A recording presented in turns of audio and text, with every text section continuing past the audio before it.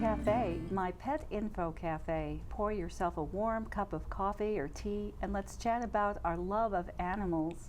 I'm your host, Jennifer Eileen, and I am so delighted to introduce our topic today, Wolf Trap Animal Rescue. Please meet our guest, Burton, DVM MBA. She is the CEO and founder and veterinarian of Wolf Trap Animal Rescue. And please meet our very important pet guest, our VIP, Cooper. Yes. Thank you for being here. Hello, hello. I'm so excited to meet with you. You know, you're kind of a neighbor of our television station. And speaking of neighbors, that's how I discovered your rescue. Was a neighbor was walking a boxer, his dog, down the middle of my street, and it was such a gorgeous dog, and they were having such a good time. And that's how I found out about you. Fantastic. So thank you for joining us. Yeah, I'm happy to be here. And this is Cooper. Cool. I know. Coop, coop. I know. So this is, he's a 6-year-old British Yellow Lab. He is a rescue from Wolf Trap Animal Rescue. And fun fact, I fostered him and fell in love with him when he came off of transport. And he's actually now my personal dog. So he comes to a lot of events. A lot of times if you come to puppy therapy events or any outdoor activations with the Nationals or Commanders or Washington Spirit, a lot of times you'll see Cooper there to represent Wolf Trap as kind of a mascot for us to just provide all the love and kisses, and he's great with kids, so I mean he's a big hit. He is a big hit, isn't he? Wow, what a big hit. I'm so glad I wore my colors today. Yeah, I know, right? You, yeah. right? Yep, exactly. Yeah. Well, Cooper, what do you think of all this fame? Are you famous now? Commander's dog? Is that right? He loves all the attention of just getting out and getting to meet people and spreading a lot of awareness and love, and he gives a lot of sits and kisses and plays with the kids. So it's that's great. It's great. Yeah. And now, how did he come to you? How did he come to your rescue? He's so adorable. Who would give him up? What's crazy is our transport coordinator, Katie DeMio, she knows that I am a very big yellow lab, personal favorite. And I think her end goal, her like life goal was to always get me to adopt. But I'm always fostering the sick puppies or having puppies with parvo that I'm doing round-the-clock treatments with if we have those situations. So for me, puppies are a lot of work usually, and I don't often have a lot of time to give to them. So I always, reserve like, hey, I don't foster because I always take the sick ones and I'm always busy, nursing them back to health. So when our transport coordinator, Katie, she responded to a rescue situation with him. He had basically grown up outside, chained up to a carport in Mississippi, just on some gravel. Just happened to be a yellow lab, this one. And they said that he was just crying all night and all day. And so when she went by the house, she said, hey, do you want keep this dog? Like, it doesn't seem like, you're doing much with him. He's kind of outside, kind of neglected a little bit. And they were really resistant. They didn't want to give him up. But then a couple weeks later, she got a call at like 10 o'clock at night that was like, he's screaming his head off outside. If you want him, come get him. So she got in her car. She drove like an hour and a half at 10 o'clock at night with her now husband, and they took an adventure out in the night and went and grabbed him and scooped him up. And then he came up on our next transport. And Katie was like, you have to foster him. And I was like, I don't know about that. And so I took him, but he had, I got him off the van and he was limping really, really bad. And when I picked up his feet, he had chewed through his like toes, like his paw pads, and they were raw. And I thought it was from like being on the gravel or like digging and trying to get out. But what actually was is he had food allergies so bad that he was chewing his feet off, essentially. So we did a lot of medical foot baths and allergy treatments. I did an allergy panel to find out what he was allergic to. He's basically allergic to everything but salmon and sweet potato. So that's what he gets now, right, Cooper? Good boy. Yeah, good job. And so he, so we got that sorted. We got his paws all sorted out as well. And now he obviously didn't leave me after that. And so he's now become a mascot of Wolf Trap, and pretty much anywhere I go, you will quickly find him following in my footsteps. Indeed. So wow. he comes on at the hospital. A lot of my clients will come in that have adopted from us for annual wellness or visits. They'll see Cooper, and so he's a very familiar, regular face in our organization. That is fabulous. And you were mentioning that he's also a therapy dog of kinds. Yeah, so we, part of Wolf Trap Animal Rescue in ways that we try to help, raise more money and generate revenue for the organization so we can continue to grow. As one of our programs is puppy therapy. So we will partner with big companies, big businesses, and organizations in Washington, D.C. or local, even here.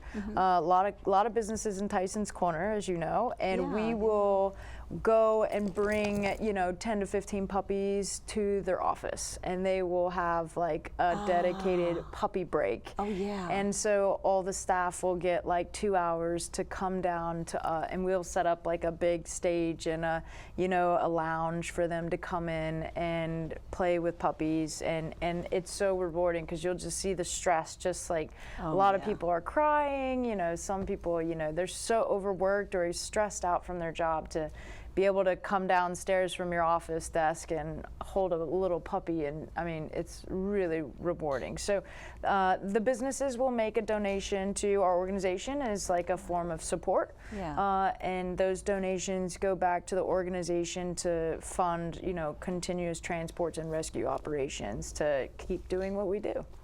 Yeah. Well, you are a vet. How did you become a vet? Yeah, I became a veterinarian. I went to vet school. I went to vet school at Oklahoma State, but I grew up on a big horse farm in Oklahoma. So I've been around animals and mostly horses my whole life, but I decided that I really enjoyed horses as a passion and not a profession. But I went to vet school, and I actually had a really aptitude for surgery. So I kind of got recruited into a new field of shelter medicine because they need a lot of really good surgeons, for spay and neuter, and in a lot of these shelters, the veterinarians are doing life-saving procedures. Like, you're their only shot. So, these shelters can't afford board-certified surgeons or things like that to do a lot of the, procedures that they need to save these animals' lives. So you have to learn how to do them. So it was a fantastic opportunity for me as a new graduating veterinarian with an internship in shelter medicine. Was a great way for me to develop and really fine-tune my surgical skills. So there was an opportunity to be an intern at the Tulsa City Animal Welfare, which is a huge shelter in Tulsa, Oklahoma, and they take in about 12,000 animals a year. So it's a huge shelter. Fairfax County Animal Shelter here, that's locally, probably takes in 2,500, if that helps you see like how many animals come in that place. And so I took that internship because I knew there would be 12,000 animals that could potentially need surgery. Right? So for me, that's more than most veterinarians will do in their career. So I was like, absolutely, I will do it. I don't know anything about shelter medicine. It's this new field that kind of just came to the forefront in around 2010. And so I took that internship, and that was the trajectory that kind of put me on the path of kind of where I am now.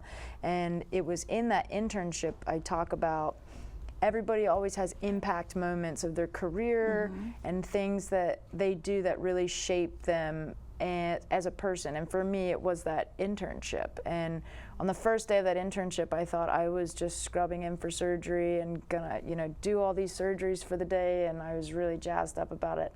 And before I started surgery, the shelter manager came over to me and she handed me a list of 300 animals with a red marker. And she said, we're so excited for you to start, Dr. Burton. We're so happy that you're here.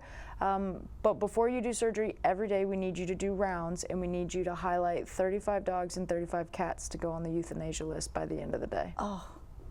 And I had to do that for every day of that internship. So for me, that was kind of my first impact of what is shelter medicine? What is this like? Because we don't even learn about this in veterinary medicine. Even in our, career in the vet college, we might touch a little bit of shelter medicine, but not the reality of how many animals are euthanized every day. So that really shaped. I got really good at surgery, but I also learned very quickly the pet overpopulation problem that we have in Oklahoma, and then I quickly learned throughout the rest of my career how that is a nationwide problem. That is not so much just an Oklahoma problem. It is very regionally a problem, but overpopulation in general is just a big problem. True. So I got recruited by Mississippi State University to teach shelter medicine and surgery in a residency. That was a 3-year residency program, teaching young veterinarians to do spay and neuters. We had a mobile spay and neuter clinic, and we would travel all over the state doing free spay and neuter surgeries for the animal shelters. So I got to know a lot of the directors and managers of the animal shelters locally across the entire northeast and east region of Mississippi. And that also was very impactful when, not only are, is the euthanasia crisis a problem in Oklahoma, but when I was in Mississippi, we would show up to this animal shelter, we would spay and neuter 30, 40 puppies and kittens.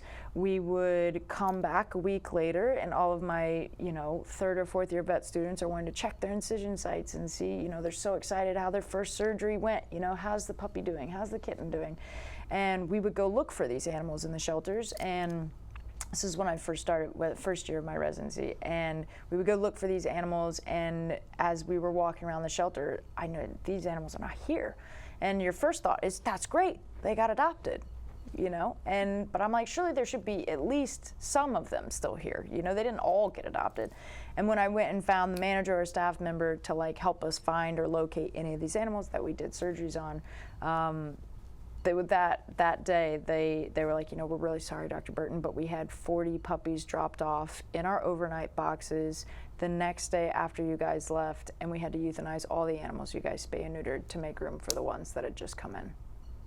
And that was what I say is kind of like one of my second big impact moments of my career, of being like, wow, not only are we spaying, or we're euthanizing healthy adoptable animals, but now we're euthanizing healthy adoptable spay and neutered animals as well. And so that was a really big impact for me, and kind of really shaped how passionate I wanted to get involved with shelter medicine to make a difference. So then, I would say I did take a little break from shelter medicine in towards the end of my residency. I went in, throughout the residency, I got accepted into the Masters of Business College, so I also have my MBA. And right at the end of my residency, I was asked to help with some shelters, to see, helping with behavior evaluations or doing rabies vaccines, those types of things commonly that as vets we do. And when I went there that day, my job was to euthanize 127 puppies and kittens. So that was also a big impact moment, but that was the moment that pushed me away from shelter medicine. This was in 2014, I was extremely compassion fatigued out. I felt like I was doing everything I could to help, but it was not making a difference. So I finished my residency, got my MBA, and then I got offered a big surgery position out here. And I relocated out here in 2015. I lived in Vienna and had no idea what a commute to Southern Maryland meant living in Vienna, but I quickly learned. And so I did that for about a year, and after touring, a local shelter here, I noticed there was one thing that's not in those shelters, and that's puppies. And so when I went and talked to, some leadership at the shelter, I was like, where are your puppies? And they were like, oh, we have a 200 puppy wait list. If you want, we can put your name on it. So I was like, I'm sorry, what? Like, how you have this many people here that want to adopt a puppy? Like, I can get you 200 on a truck tomorrow in Mississippi. Yeah. And so I kind of proposed a transport program. They didn't want anything to do with it. And so I kind of did the really crazy thing that like no veterinarian wants to run a rescue or start a rescue, but I just couldn't really leave it. I kind of called up one of my, an old volunteer that I knew worked at one of these shelters, at the same shelter that I used to euthanize these animals at. And I called her up and I said, hey, if I rent a van and come down to Mississippi and put 30 puppies on it from the shelter you're at and bring it back in like 3 days, what do you think about that? And she was like, well, that would be a blessing from God. And I was like, all right, well, we're gonna do it. So I was living across from Wolf Trap Amphitheater in Wolf Trap outside Vienna, and I called it Wolf Trap Animal Rescue, started a Facebook page, made a big social media blast that we were starting this rescue to go rescue some puppies, and this is who we are and what we're gonna do. And drove down there, put a bunch of puppies on the van that were all about to be euthanized the next day, I first drove to one of my old students' veterinary practice, and we spay and neutered them all. And then we drove them back as they were waking up from anesthesia. And we pulled into the PetSmart parking lot at Alexandria, and we had almost 300 people waiting, cheering as we pulled in. Oh my gosh. And that was my most recent impact moment. This was May 9th, 2015. So we're about 10 years after that. But they were cheering, and I mean, people were crying, the emotion and the energy was palpable from everyone. And that's when I was like, okay, like we can do this. Like we can actually make this happen. So now, like 15,000 animals later, 10 years later, this is my full-time job, my blood, sweat, and tears, my passion project, my everything. And my goal is to have the healthiest pets possible. So we really emphasize a mandatory quarantine. We do focus a lot on puppies and kittens, but we do bring obviously up a lot of adult dogs, mama dogs, like little Red Hen we'll talk about. Yeah. But and that's mostly for the number of lives we can save. I can get 40 puppies on a transport van, where if it was just adult dogs, I hate to say this, but I could maybe get 8. Okay. Right. So when we're talking about the impact of lives, and the puppies are the most vulnerable in these shelters. They're the most naive to disease, illnesses, parasites. So when you go to an animal shelter and you ask them, what animals can we get out of here for you that take up the most resources? It's going to be the puppies, because they're very loud, they're very needy, they get sick all the time, and they require multiple rounds of vaccines, and so they just require so much more work from the staff than a lot of the older dogs. So by us focusing on the volume of animals to relieve these shelters with the puppies, it gives them more time to spend with the older, less adoptable dogs, versus those dogs just being euthanized over a puppy. So that's been a really cool impact that we've seen. And now we've become, over the years, so immersed into these local shelters in Mississippi, where we're also spaying and neutering mama dogs from the public. So if people dump off a litter of puppies, the shelter will give them a voucher with a local vet practice that we will pay for them to spay and neuter them. But also what's really great is 10 years ago, we used to just be kind of like pulling from the shelters directly, you know. So as soon as they're about to mass euthanize all these puppies and kittens, they would call us and we'd organize a transport, we'd go down and get them. Now we have become such a prominent figure down in Mississippi for these shelters that now when people go to dump puppies or drop off puppies at the shelters, they say, hey, don't leave them here, they'll get sick, they might die, they will get exposed to parvo, they won't get adopted. Call Wolf Trap. So now we are complete intake diversion. We never take up resources from the shelter. The shelter's not losing resources into these puppies that they're just sending up to us. I see. It doesn't take up their time or space, and then we supply the people with all the foster supplies and everything they need. We just say, hey, can you hang on to them for like a few days until our next transport, and we'll get them up here. So that's amazing. The health of the puppies has dramatically, you know, we used to see parvo, I'd probably say 25% of every transport was parvo that we would test for, and then I would start treatment, and we had very few fatalities, but if it's not treated, it's extremely deadly. So when we would treat that, you know, it took up a lot of our resources, well, it took up a lot of my time. And now, since the puppies aren't ever going into the shelters in the first place, they're being diverted away into foster homes down Mississippi. Then now they come up here and they're so much healthier. And now we can really focus on everything else with, you know, bettering policies, protocols, you know, time, training, things like that. Yeah. Well, so tomorrow, you know, this will be airing later, but tomorrow you're having an adoption event at the PetSmart in Tyson's Corner. So you're typically there. Yeah, we are there about twice a month. Okay. And we bring anywhere between 15 to 20 puppies. We've got mama dogs, adult dogs, and we have an adoption event usually from 11 to 12. And it's really fun, because if you are just going to look and adopt, it's like an adoption board. It's like a list, and it's like a draft. So if you're there at 9 o'clock in the morning when the doors open and you put your name first on the board, you get your pick when we start the adoption of any of the available animals. So it's really neat to see the people who shows up for who, and then as they're there and interacting for the dogs, they change their mind, right? They're like, I thought I really came for this puppy, but now actually I see this one, you know, I really connect with this puppy much better. So we have the adoption events at PetSmart, and those are puppies that are ready to go home. But I definitely encourage anybody that is really looking for that right fit with kids, with other animals in the home. Fostering is always the first thing that we want to do, because that sets us up for success, right? Like, we make sure everybody gets along. We have a mandatory 3-week quarantine period for every animal that comes up from transport, and that is to screen them for life-threatening illnesses, diseases. We do fecals on everybody and test parasites. We spay and neuter them. We want to make sure everybody's 100% good and healthy before they go home.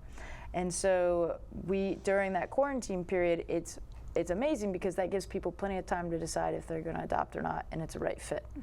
And so it really reduces the amount of people that are like, you know, have to give the puppy back because it wasn't a good fit, or the kids got scared, or anything like that.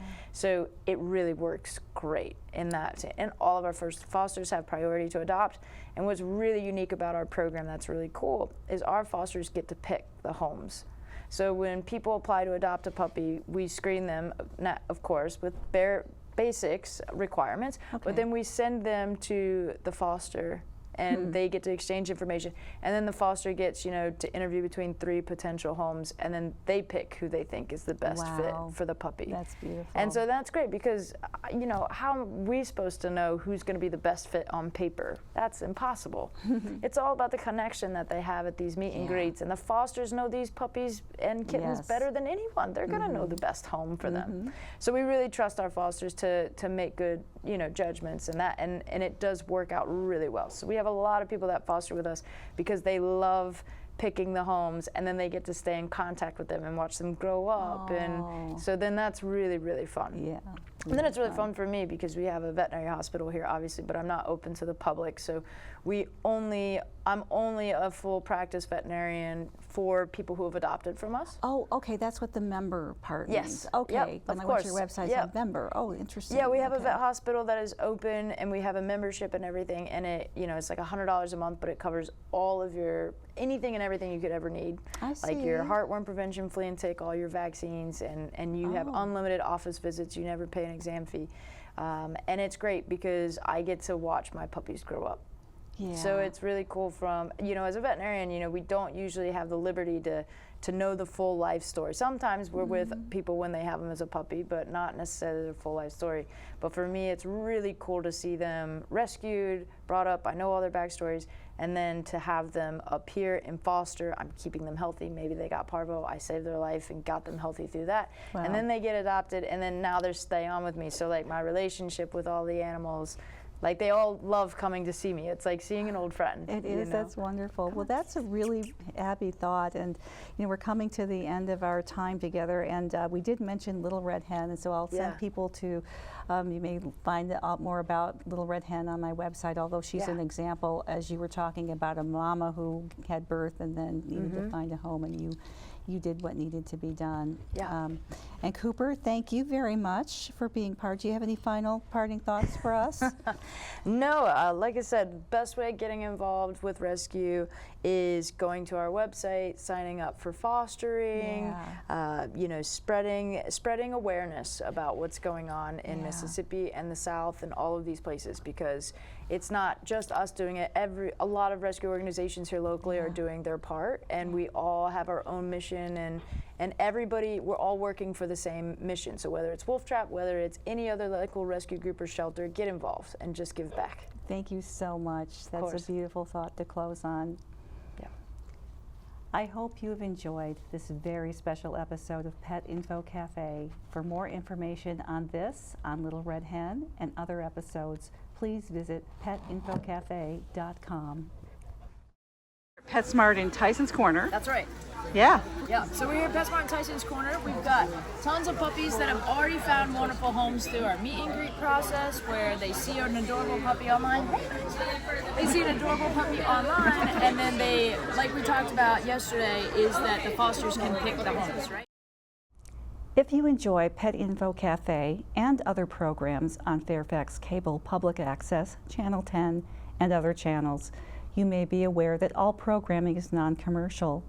Many programs are produced and staffed by citizens just like me. We do not receive compensation, and we do not accept commercial advertising. I'm speaking to you in the summer of 2025, when PBS and other public broadcasting is losing funding in massive amounts. Fairfax Cable Public Access is not funded by the federal government, and like all public broadcasting, our revenue is declining. If you enjoy locally relevant programs like Pet Info Cafe, please consider a tax-deductible donation to Fairfax Cable Public Access here at the link shown. Call 571-749-1104 for more information. Visit our Just Giving page and other links that are shown below. Thank you for watching and supporting Fairfax Public Access, the voice of the community.